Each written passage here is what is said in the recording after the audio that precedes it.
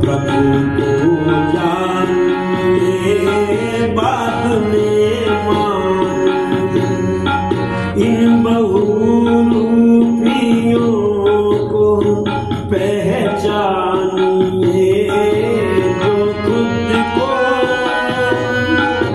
जो खुद को भगवान कहते हैं। प्रभु को जानिए बाद में मानिए। इन बहुरूपियों को पहचानिए, जो खुद को भगवान कहते हैं, जो खुद को भगवान कहते हैं। सत्य प्रकृति चित्त जीवात्मा, सत्य प्रकृति चित्त जीवात्मा, सच्चिदानंद है वो परमात्मा। दिखलाई आँखों से ना दे सके, निराकार है वो परमात्मा। मोहताज किसी का नहीं, सर्वशक्तिमान कहते हैं। उसी को भगवान कहते हैं, उसी को भगवान कहते हैं। प्रभु को जानिए बाद में मानिए।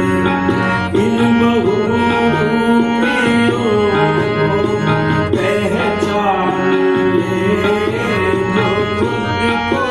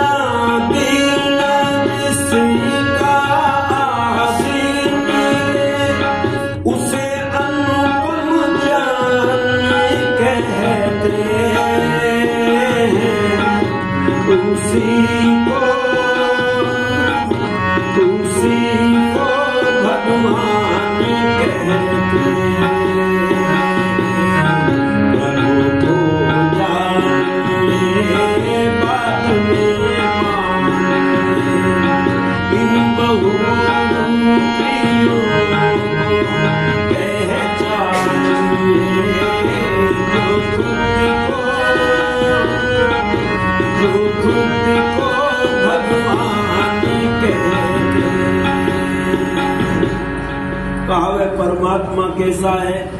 तो ऋषि लिखते हैं परमात्मा का सबसे पहला विशेषण लिखते हैं सत चित आनंद स्वरूप। सत किसको कहते हैं? जो हमेशा रहने वाला है, और तीन चीज हमेशा रहती है, उनका कभी विनाश नहीं होता।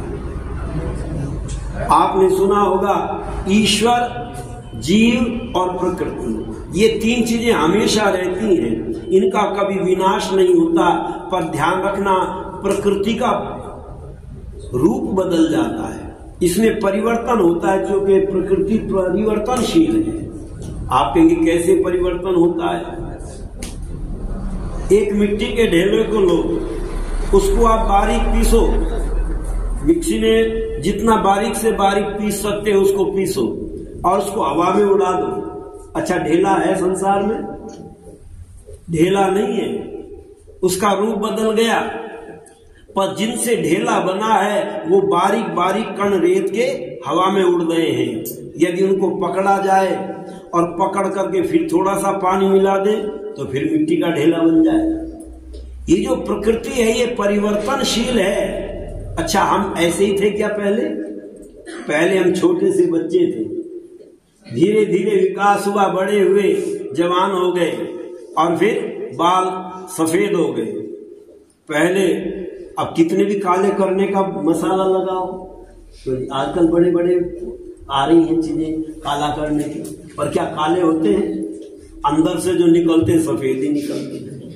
और जब काले थे तब उन पर चाहे कितना ही सफेद पेंट फेर लो, आजकल काले वाले तो सफेद करना चाह रहे हैं, और जो सफेद बाल जिनके वो काले करना चाह रहे हैं। मैंने एक बच्चे को देखा, वो बाल सफेद है। मैंने कहा बेटा तुम्हारे बाल बहुत जल्दी सफेद हो गए। नहीं जी, मैंने वो लगा रखा है कुछ इनके ऊपर। एक बूढ़ा आदमी बैठा, उसने बालों को काले कर रहा था। एक बच्चे ने सफेद पेंट लिया, वो बालों को सफेद करने लगा। उस बूढ़े ने पूछा बेटा ये क्या कर रहे हो? बच्चे ने पूछा तुम क्या कर रहे हो? कि मैं तो बालों को काले कर रहा हूं, मेरे बाल सफेद हो गए थे इसलिए इनको काले कर रहा हूं। तो ये कहने लगा मैं सफेद कर रहा हूं। तब मेरी तो मजबूरी है, मेरे बाल सफेद हो गए इसलिए काले कर रहा हूं। तो बच्चा कहने लगा मेरी भी मजबूरी है, मैं इसलिए सफेद कर रहा हूं। कहने लगे तुम्हारी क्या मजबूरी है? तो बच्चा कहने लगा घर में एक बूढ़ा भी जरूरी है। तुम तो बूढ़े होने नहीं चाहते तो मैं ही बूढ़ा हो जाता हूं। आजकल बच्चे बाल सफेद कर रहे हैं और बूढ़े काले कर रहे हैं। पर ध्यान रखना, परमात्मा की व्यवस्था देखो, जब काल सफेद हो जाते तो काले होने मुश्किल है, और जब काले हैं तो सफेद होने मुश्किल है। ये परिवर्तन होता रहता है, क्योंकि ये शरीर किससे बना है? ये प्रकृति से बना है, ये परिवर्तनशील है, तो इसमें भी परिवर्तन होता है। पर जीवात्मा में परिवर्तन नहीं होता, क्योंकि जीवात्मा चेतन है, और इस आत्मा को जब तक ये शरीर नहीं मिलता तब तक ये कोई काम करने में समर्थ नहीं होता। पर जीवात्मा के पास में भी एक चीज की कमी है, ये आनंद चाहता है। आप चाहते हैं आनंद या नहीं चाहते? अगर थोड़ा सा स्वादिष्ट भोजन मिल जाए तो लोग कहते हैं आज तो आनंद आ गया। पर ये आनंद कितनी देर का है? जब तक पेट में भूख है तब तक तो आनंद लगता है, और जब पेट भर जाता है तब एक पूरी और रख दो, एक रसगुल्ला और रख दो, कहते नहीं जी बस अब तो उल्टी हो जाएगी अगर खा लिया तो। हमने कहा आनंद कहाँ गया? पता चला रोटी में आनंद नहीं है, आनंद तो भूख में है। नींद अच्छी आ जाए रात को तो व्यक्ति कहता भाई आनंद आ गया, आज नींद में बड़ा आनंद आया।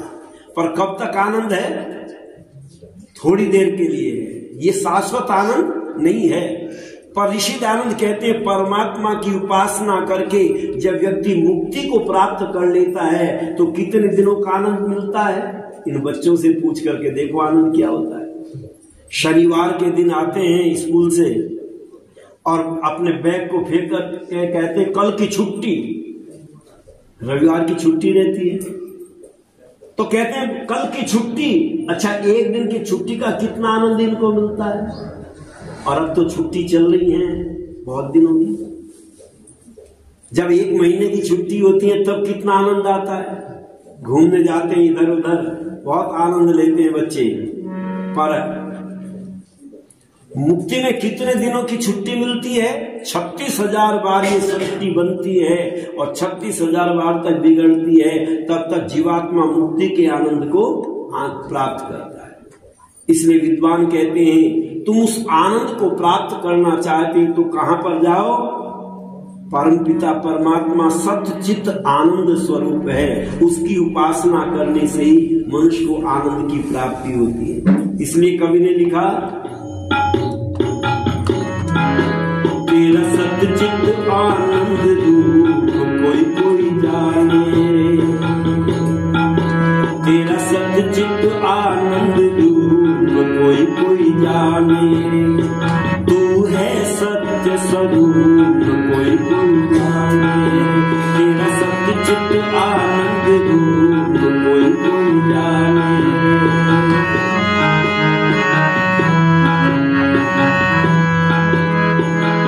मनवाणी का तू है सृष्टा, वेदवाणी का तू है वक्ता, मनवाणी का तू है सृष्टा, वेदवाणी का तू है वक्ता, तू है ज्ञान स्वरूप कोई कोई जाने रे, तू है ज्ञान स्वरूप कोई कोई जाने, तेरा सत्य चित्त आनंद रूप कोई कोई जाने।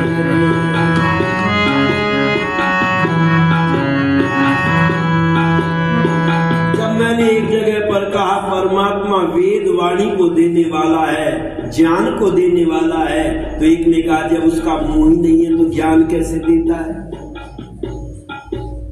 आपके मन में भी ये प्रश्न पैदा होता होगा, जब परमात्मा के पास में मुंह नहीं है तो ज्ञान कैसे देगा?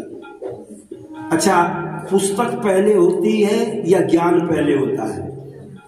जी, पुस्तक पहले होती है। लोग कहते हैं पुस्तक से ज्ञान प्राप्त होता है, पर पुस्तक पहले होती है या ज्ञान पहले होता है? पहले ज्ञान होता है, पुस्तक बाद में होती है। जैसा जैसा दिमाग में ज्ञान पैदा होता है वैसी वैसी लोग पुस्तक लिख देते हैं। अच्छा, ज्ञान जब अंदर होता है तो कोई अंदर लाउड स्पीकर बजा करके सुनाता है? नहीं, अपने आप अंदर से जब ज्ञान होता है तो न ये वाणी बोलती है और न कान सुनते हैं, अंदर से कोई प्रेरणा करता है और जो प्रेरणा जैसी जैसी होती है वैसा वैसा हम बोलते चले जाते हैं और जैसे जैसे बोलते वैसा वैसा हम पुस्तक में लिखते चले जाते हैं। इसलिए ऋषि दयानंद जी महाराज ईश्वर प्रार्थना के मंत्रों में कहते हैं यह आत्मदा बलदा यस्य विश्व उपासना। परमात्मा कैसा है? वो आत्मा में ज्ञान देने वाला है, इसलिए जो अंदर से ज्ञान देता है उसको वाणी की जरूरत नहीं पड़ती। मैं आपको सुना रहा हूं इसलिए मुझे वाणी की जरूरत पड़ रही है। मेरी आवाज आप तक नहीं पहुंच रही इसलिए माइक की जरूरत पड़ती है। पर जब मेरे बराबर में कोई बैठता है तो क्या मैं तब भी इतनी जोर से चिल्ला करके बोलता हूं? तब नहीं, तब धीरे धीरे उनसे बात करता हूं। और यदि कोई मेरे अंदर ही प्रवेश कर जाए तो क्या फिर इस वाणी की जरूरत पड़ेगी? इसकी जरूरत नहीं पड़ेगी। तो परमात्मा अंतर्यामी है या बाहरयामी है? वह अंतर्यामी है, अंदर से प्रेरणा करता है, इसलिए उसको वाणी की आवश्यकता नहीं पड़ती। वाणी की आवश्यकता बाहर वालों के लिए पड़ती है, परमात्मा तो अंदर से प्रेरणा करता है। इसलिए हम परमात्मा से कहते हैं धियो यो न प्रचोदयात्, प्रभु मेरी बुद्धि को प्रेरणा करो, प्रेरित करो। और परमात्मा हमारे अंतःकरण में प्रेरणा करता है, और जैसे जैसे प्रेरणा करता है वैसा वैसा ज्ञान हमको प्राप्त होने लगता है। इसलिए विद्वान कहते हैं वह परमात्मा कैसा है।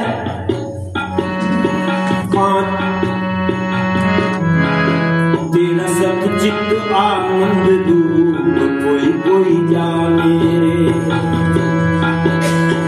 तू है सत्य स्वरूप कोई कोई जाने रे, तेरा सच्चित आनंद दूर कोई कोई जाने रे।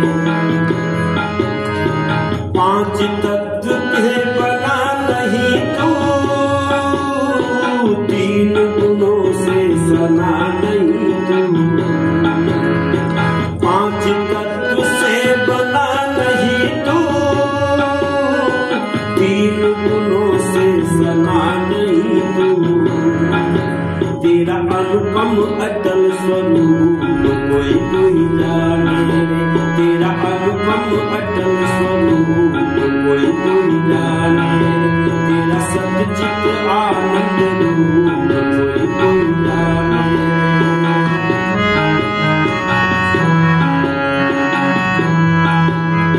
जन्म मरण तेरा धर्म नहीं है, पाप पुण्य तेरा कर्म नहीं है, जन्म मरण तेरा धर्म नहीं है, पाप पुण्य तेरा कर्म नहीं है, तू है पुण्य स्वरूप कोई कोई जाने, तेरा सच्चित आनंद रूप कोई कोई जाने, तेरा सच्चित आनंद रूप कोई कोई जाने। सकल जगत का करता धरता, सकल विश्व का पालन करता, सकल जगत का करता धरता, सकल विश्व का पालन करता, तू है सबका भूत कोई कोई जाने, तेरा सच्चित आनंद रूप कोई कोई जाने, तेरा सच्चित आनंद रूप कोई कोई जाने। कहा परमात्मा कैसा है, इस सारे संसार को बनाता है और इसको व्यवस्था में चलाता है, और जब ये चलने लायक नहीं रहता तो उसको नष्ट कर देता है। पर कुछ लोग कहते हुए परमात्मा कैसा है, तो ऋषि दानव लिखते हुए सर्वाधार है, सारे संसार का आधार। अब जब लोगों से पूछते बताओ ये पृथ्वी किस चीज पर टिकी हुई है, तो कुछ लोग कहते बैल के सींग पर टिकी हुई है। और जब बैल थक जाता है तो एक सींग से दूसरे सींग पर इस पृथ्वी को बदलता है, तभी भूचाल आता है। यहां भी आया होगा कभी भूचाल या नहीं आया? गुजरात में बड़ा भयंकर भूचाल आया, बड़ी बड़ी बिल्डिंगें गिर गई, तो बैल थक गया होगा, सींग बदला उसने, भूचाल आ गया, लोगों की ये मान्यता बन गई। पर ऋषिदान जी महाराज से जब पूछा, महाराज क्या बैल के सींग पर ये पृथ्वी टिकी हुई है, तो ऋषि दयानंद कहते हैं वो बैल किस चीज पर टिका हुआ है? बैल कहां पर है? तो कोई उत्तर नहीं मिला। ऋषि दयानंद कहते हैं भोले लोगों, उक्षा बैल को भी कहते हैं, वेद में आता उक्षादाधार। ये पृथ्वी उक्षा पर आधारित है। अब उक्षा बैल को भी कहते हैं और उक्षा सूर्य को भी कहते हैं। वैज्ञानिक लोग क्या मानते हैं, ये पृथ्वी कैसे ठहरी हुई है? सूर्य के आकर्षण से ठहरी हुई है। और धार्मिक लोग क्या मानते हैं? बैल के सींग पर टिकी हुई है। दोनों की मान्यता अलग अलग है, पर ऋषि दयानंद कहते हैं ये सूर्य के आकर्षण से, और सूर्य केवल इसी को नहीं कहते जो पूरब दिशा में गोला दिखाई देता है, परमात्मा का नाम भी क्या है? सूर्य है। इसलिए ऋषि दयानंद कहते हैं परमात्मा ही सारे संसार का आधार है। कुछ लोगों ने बदली अपनी बात, कहने लगे चलो बैल के सींग पर नहीं तो कछुए की पीठ पर ये पृथ्वी टिकी हुई है। तो पूछा वो कछुआ कहाँ रहता है? तो कहने लगे कछुआ पानी में रहता है। पूछा पानी किस बर्तन में भरा है जिसमें कछुआ रहता है? तो इनके पास भी कोई उत्तर नहीं मिला। कुछ लोगों ने कहा शेषाधारा भू, ये पृथ्वी शेष के फन पर टिकी हुई है। अब शेष नाग को भी कहते हैं और शेष बचे हुए को भी कहते हैं। परमात्मा का एक नाम शेष आता है जो जन्म और मरण से बचा हुआ है, इसलिए परमात्मा को शेष कहते हैं। शेषाधारा भू, ये पृथ्वी उस परमात्मा के आधार से ठहरी हुई है, क्योंकि वेद में हम प्रार्थना करते हैं सदाधार पृथ्वी द्यामुते माम कस्मै देवाय हविषाविति। वह परमात्मा इस सारे संसार को धारण किए हुए है, इसलिए कहा सर्वाधार है वो ईश्वर, सर्वाधार है वो ईश्वर, राजू का राजा है सर्वेश्वर, सर्वव्यापक कण कण में रमा, सबके अंदर की रखता है जरा अवस्था जिसको आती नहीं, उसको जवान कहते, उसी को भगवान कहते। प्रभु को जाने बाद में इन बहुरूपियों को पहचाने,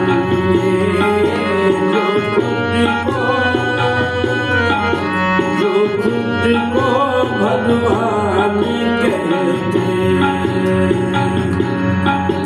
तो पूछा वो परमात्मा और क्या करता है? जो है अजल वो रहता, जो है अजल वो रहता अब है किसी का नहीं उसको डर, नित्य पवित्र सृष्टि करता है जो, उसकी उपासना सुबह शाम रखो इन्हें याद हरदम नरेश, प्रभु की पहचान कहते, उसी को भगवान कहते। प्रभु को जाने बाद में माने, इन बहुरूपियों को पहचाने,